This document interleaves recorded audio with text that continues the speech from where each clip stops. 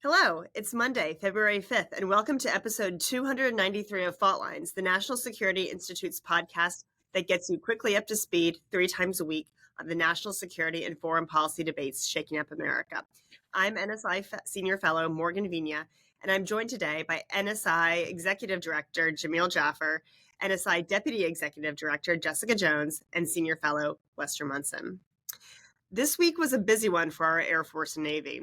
It was also the time and Iraq, Syria, and the Red Sea were the place of the Biden administration's choosing when retaliating against the regime in Iran for the attack in Jordan that left 3 American service members dead and dozens wounded. On Friday, U.S. Central Command conducted airstrikes in Iraq and Syria against Iran's Quds Force and proxy groups. 85 targets were struck. Included were command and control centers, intelligence centers, rockets, missiles, UAV storage facilities, and logistics and munition supply facilities. As of last night, there is no evidence that any members of the Iranian Revolutionary Guard Corps or other Iranian nationals were killed in the strikes. Also this weekend, the U.S. Navy conducted their now regular self-defense strikes, downing Houthi UAVs and anti-ship cruise missiles in the Gulf of Aden and the Red Sea. Jamil, I'll start with you. The strikes we saw this weekend packed a bigger punch than previous ones in that there were higher casualty numbers. In his notification to Congress, Biden said, quote, "The strikes have been taken to deter the IRGC and affiliated militia groups from conducting or supporting further attacks on the United States personnel and facilities." However, it's not clear whether we were able to knock out anyone of significance or just how critical these targets were to IRGC operations. While SecDef Austin made clear that the U.S. strikes in Iraq and Syria were just the start of our response, what's going on and how are we going to get Iran to stop attacking U.S. forces? Well, look, what won't work is more of the same, right? We've tried this strategy in the Red Sea, right? We've hit the Houthi, the Iran-backed proxy groups over and over again, and it hasn't necked down, it hasn't deterred activity in the Red Sea against American warships or against commercial shipping. So we should know better. We should know that hitting targets in Iraq and Syria, even if they're affiliated with the Iranian Revolutionary Guard's Quds Force, is not going to be effective until we actually make Iran feel the pain. Whether that's directly in Iran itself or taking out senior leadership elsewhere, that's what has to happen if Iran's really going to be deterred effectively from using these proxy groups to do its bidding in the Middle East. So I fear, unfortunately, while this was a good first step in the right direction, if there is not more response in the very near future, these attacks will only continue, they'll only escalate. And frankly, look, the administration is right to be concerned about a ladder of escalation. The problem is Iran's already escalated. They've been escalating for years. And more American soldiers are likely to die until the administration puts an end to the escalation ladder by escalating in such a way that Iran can't respond without starting a war, and they don't want to start a war. Let's be clear. Iran does not want a war with the United States. It's a war they would lose. The administration is afraid of its own shadow, won't go at it toe-to-toe, and that's exactly why Iran sees this as weak and continues to engage in these activities. So, Jess, do you agree with Jamil here? I mean, President Biden and members of his cabinet have repeatedly towed the line saying that the United States does not want a war with Iran. They don't want to escalate, but we're hitting close to 200 Iranian strikes or proxy strikes on the United States. Are we at war with Iran here?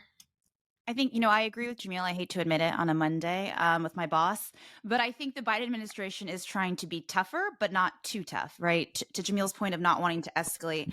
But I don't think anyone thinks this is actually going to deter more, strikes from other Iranian proxies. I think the Biden administration, between Iran, Gaza, Israel, all of these are intertwined, and it seems like they're just trying to get Blinken out there to try to negotiate an end to the Gaza conflict and to see how that changes dynamics on the ground. Like, how long can they keep this, the lid on the pot to get to the end of the conflict in Gaza and hope for that before, without having to escalate with Iran. All right. So, Les, we've heard a lot from the administration with respect to the ongoing conflict in the Middle East. We haven't heard as much from Congress, although the supplemental does include funding for Israel, and there is a standalone bill, appropriations bill, that includes about $17 billion for Israel in the House side. Apart from that, though, President Biden cited the 2001 AUMF and the AUMF against Iraq in his justification for use of military force. We're hearing a lot of get them from the House and the Senate, but no one is really calling for a new AUMF. Clearly, the president feels that he has the authorities he needs to conduct these strikes, but again, these authorities are about 20 years old. So is it time to pass a new AUMF? Morgan, I'm going to answer your question, but then divert to something else. I don't think the aid to Israel issue and I don't think the AUMF issue are on point. I'm not saying they're not things we could have interesting discussions about. They are, but I don't think they're relevant here. I think Jones came very close to exactly what's going on here, which is the administration is trying to keep the balls in the air until there's some sort of resolution of the Gaza war. And whether that's Israeli troops pulling out for a humanitarian pause while prisoners are exchanged, or whether it's, whether the much less likely version of some sort of two-state solution with the Palestinians, it's the wrong question, because even if those things are resolved, Iran will remain a menace in the region and will continue to fund proxy groups that are antithetical to U.S. interests and values in the region. So the real issue here is not Gaza, as the administration is pinning everything to, it's Iran.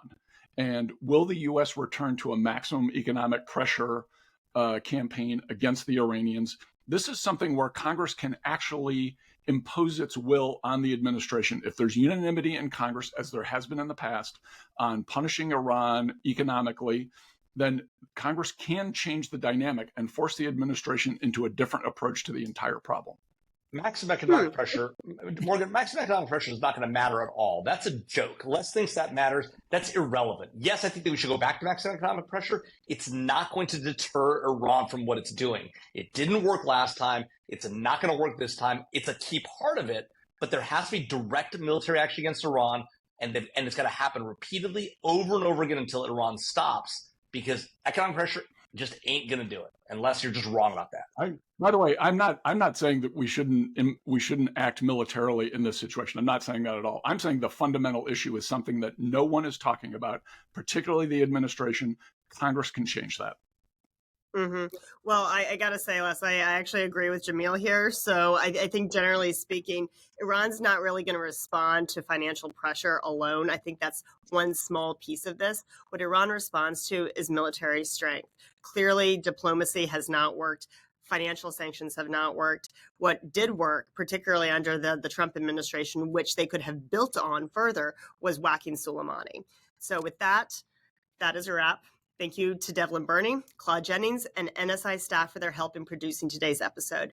Join us again on Wednesday, February 7th, for our next episode of Fault Lines. Fault Lines is now on YouTube, so check out our channel for a video of today's episode.